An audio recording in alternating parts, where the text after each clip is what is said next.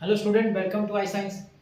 तो आज जो आपने मेरा थंबनेल देखा होगा उसमें आपने देखा होगा कि मैथ्स लिखा हुआ है, मैथ्स पीवाईक्यू। तो अभी तक आपने देखा है कि मैं फिजिक्स के पीवाईक्यू डाल रहा था, अभी मैं मैथ्स में कैसे आ गया। तो बेसिकली मेरे स्टूडेंट जो ऑफलाइन के हैं, मेरे क्लासेस के बच्चे हैं, उनका कहना था कि मुझे मैथ्स के पीवाईक्यूज भी डालना चाहिए मेरे यूट्यूब चैनल पे। तो मैंने उनकी बात मान ली है और मैं आज से आपके लिए मैथ्स के पीवाईक्यूज भी लाऊंगा। सीरीज फिजिक्स तो चलता ही रहेगा और मैथ्स के पीवाईक्यूज भी लाने वाला हूँ। तो आज से स्टार्ट करता हूँ एमएससीईटी का सबसे इजी चैप्टर मैथमेटिकल लॉजिक। उसी से मैं स्टार्ट कर रहा हूँ। आपके सामने जो क्वेश्चन है वो लॉजिक का क्वेश्चन है, मैथमेटिकल लॉजिक का 2024 का क्वेश्चन है। और ये जो टॉपिक, जिस टॉपिक से क्वेश्चन पूछा गया, अगर आप देखेंगे तो लॉज जो है ना, कि लॉज लॉजिक के, उसको लेके सम पूछा गया है। तो लॉज आपको आना चाहिए। अगर आपको लॉज आता है तो वो लॉ अप्लाई करके आप ये सम सॉल्व कर सकते हैं।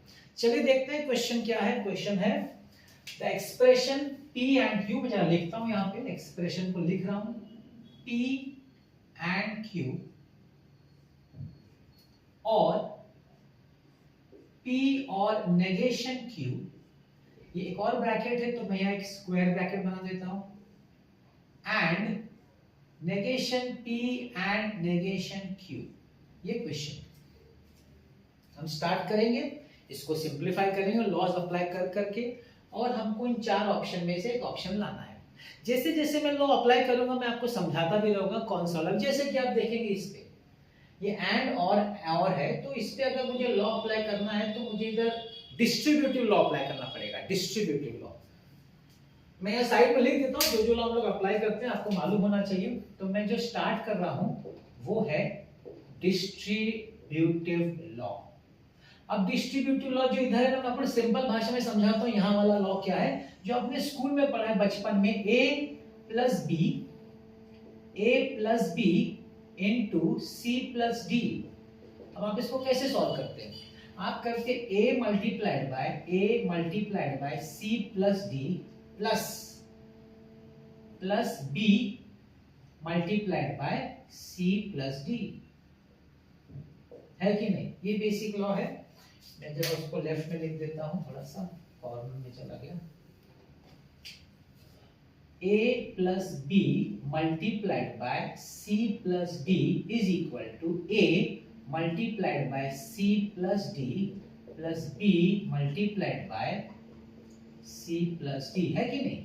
ये आपने बेसिकली देखा जाए तो आपने स्कूल में पढ़ा हुआ ये मैथ्स, है कि नहीं? ये इसी को डिस्ट्रीब्यूट, मतलब डिस्ट्रीब्यूट कर a c प्लस d को दे रहे हो, फिर b c प्लस d को दे रहे हो, डिस्ट्रीब्यूट।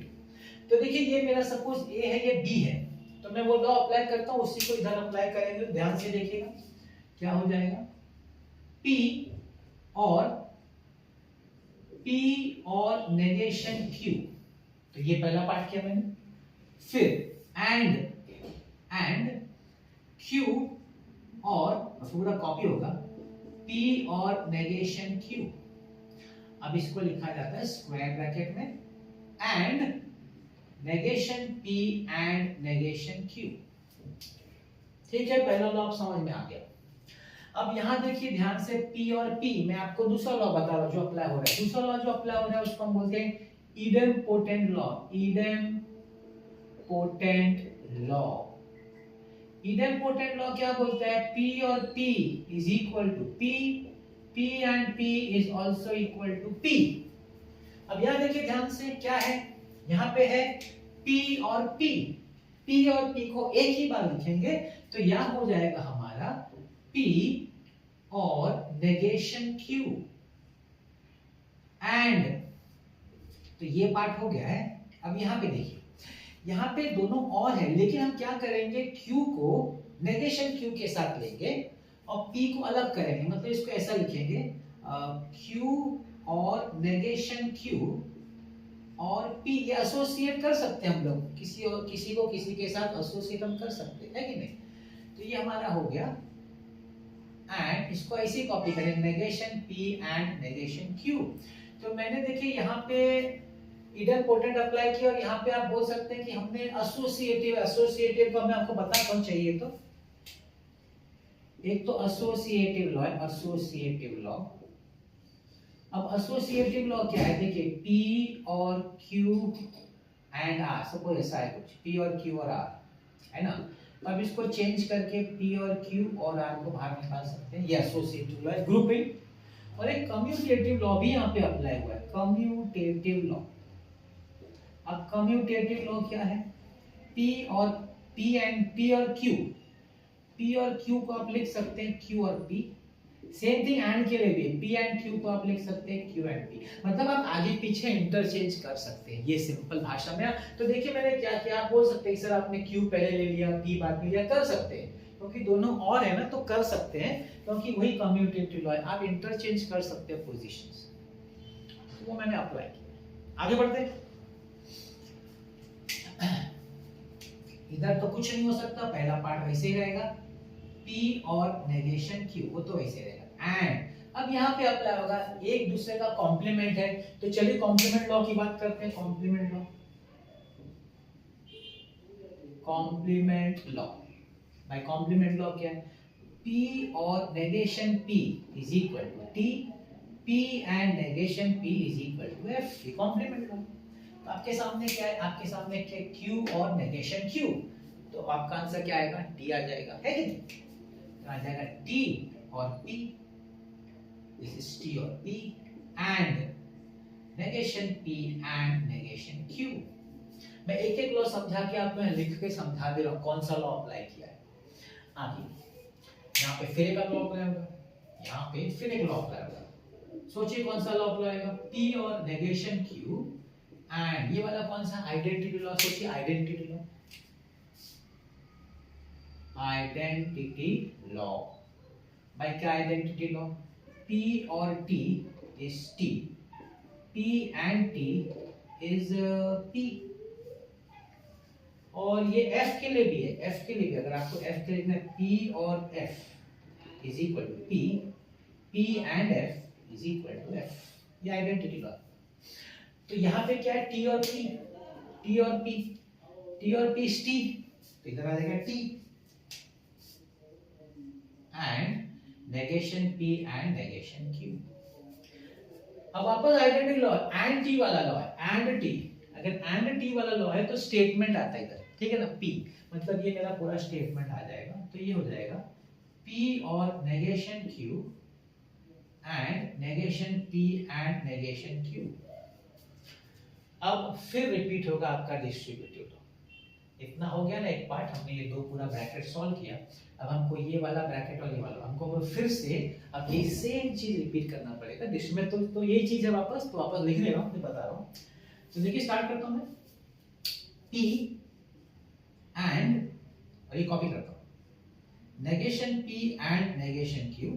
चलो एक ब्रैकेट लिख देता हूं आसानी में समझने के लिए, और नेगेशन Q एंड, ये पूरा कॉपी करता हूं, negation P and negation Q। ठीक है, यही लॉ, सेम लॉ अप्लाई किया, डिस्ट्रीब्यूटिव। अब यहां देखिए P एंड नेगेशन P दिख रहा है, एंड दोनों एंड है ना, तो दोनों एंड है तो आप ग्रुपिंग चेंज कर सकते हैं, एसोसिएट ग्रुपिंग चेंज कर सकते हैं। ये पहला, ये सेकंड थर्ड ग्रुप की जगह फर्स्ट थर्ड समझ सकते हैं, फर्स्ट सेकंड। चलिए लिख देता हूं, P and negation P and negation Q। और यहाँ भी वही घुमा, जैसे यहाँ घुमाया था हम लोग ने, अब याद करिए, इसको मैंने आगे पीछे किया था, सेम चीज यहाँ करना है, नेगेशन P। नहीं तो आप सीधा अप्लाई कर दिए ना, इडेम्पोटेंट अप्लाई कर दिए। इडेम्पोटेंट क्या बोलता है, दोनों सेम है तो एक ही बार लिखने का, तो ये दोनों सेम है तो एक ही बार लिख देते हो, इडेम्पोटेंट है, ठीक है। Negation P and negation Q। मैंने नेगेशन Q एक बार क्यों लिखा, क्योंकि वो दो बार रिपीट हुआ है, एंड में ही है, दोनों बार एंड में है और सेम है, इसलिए इडेम्पोटेंट लॉ के हिसाब से सेम हो जाएगा। ये देखिए हो गया आपका। अब ये आपका है कॉम्प्लीमेंट लॉ, एंड में कॉम्प्लीमेंट लॉ क्या है, एंड में कॉम्प्लीमेंट लॉ F है, तो यहां पे आपका आ जाएगा F एंड नेगेशन Q और negation P and negation Q। And F में एंड देखने का, F में एंड, आइडेंटिटी लॉ, F में एंड देखते तो F ही होता है, इसका आंसर आएगा F और negation P and negation Q। F और में देखने का, भी F में और देखने का, F में और देखेंगे ना आइडेंटिटी में तो स्टेटमेंट P आता है, तो स्टेटमेंट P मतलब यही आएगा, negation P and negation Q। The option is D. तो देखिए इसमें ऐसा है कि आपको लॉस अच्छी तरह आना चाहिए, आपका लॉस क्लैरिटी होनी चाहिए। इसमें अगर आपका लॉस का क्लैरिटी होगा तो फिर ये सब आसानी से सॉल्व हो सकता है। थोड़ा लेंथी है मानता हूँ, लेकिन बात वही है कि मैथ्स में अगर आप सिस्टमैटिकली सॉल्व करेंगे आपको आंसर आएगा। 2 मार्क का एक क्वेश्चन होता है एमएचसीटी में, तो डेफिनेटली आप जितना सम इस तरह का करेंगे तो आपका उतना 2-2 मार्क बढ़ता जाएगा। आप एक बात सोच सकते हैं कि सर इसमें इतना तो टाइम लग रहा है, इसमें टेंशन लेना नहीं। देखिए फुल मार्क्स लाना इंपॉर्टेंट नहीं है, इंपॉर्टेंट क्या मालूम है, जितना सम्स आप करें सब करेक्ट करिए। वो कोई भी हो, फिजिक्स हो, मैथ्स हो, केमिस्ट्री, जितना करो सब करेक्ट करो। मेजॉरिटी आपके करेक्ट आंसर्स होने चाहिए, तो परसेंटाइल बढ़ता है। जो लोग फुल लाते चलो उनका कैटेगरी अलग है, होता है ऐसा नहीं मिला, लेकिन अगर आप इस बेसिस पे वर्क करें कि मैं जितना भी करूँ सब करेक्ट करूँ, मैक्सिमम मेरा मिस्टेक रॉन्ग जाए नहीं, तो मैं आपको गारंटी देता हूँ आपका 98 परसेंटाइल क्रॉस हो जाएगा। अगर आप सब करेक्ट, जरूरी नहीं कि आपको सब आंसर्स का आना ही है या फुल सब अटेम्प्ट करना है, नॉट नेसेसरी। सब क्वेश्चन अटेम्प्ट करने की कोई जरूरत नहीं है, लेकिन इससे मैक्सिमम क्वेश्चन आप अटेम्प्ट करिए और मैक्सिमम उसमें से राइट निकालिए। आप देखिए आपका परसेंटाइल कितना अच्छा हो जाता है एमएचसीटी। तो देखिए आज मैंने पहला स्टार्ट किया अपना मैथ्स के पीवाईक्यूज, तो लाता रहूंगा मैं ऐसे आपके लिए पीवाईक्यूज, मेरे वीडियो आते रहेंगे, फिजिक्स तो आ ही रहे, मैथ्स के भी आएंगे, तो देखते रहिएगा मेरे मैथ्स के वीडियोस भी, और मेंस का भी लाऊंगा और जेईई एडवांस का भी लाऊंगा मैथ्स का। तो आज का वीडियो कैसा लगा जरूर बताइएगा, और नेक्स्ट लेक्चर में नेक्स्ट वीडियो मेरा नेक्स्ट टॉपिक पे आएगा। तो देखते रहिएगा। आज का वीडियो देखने के लिए बहुत बहुत धन्यवाद। Thank you very much.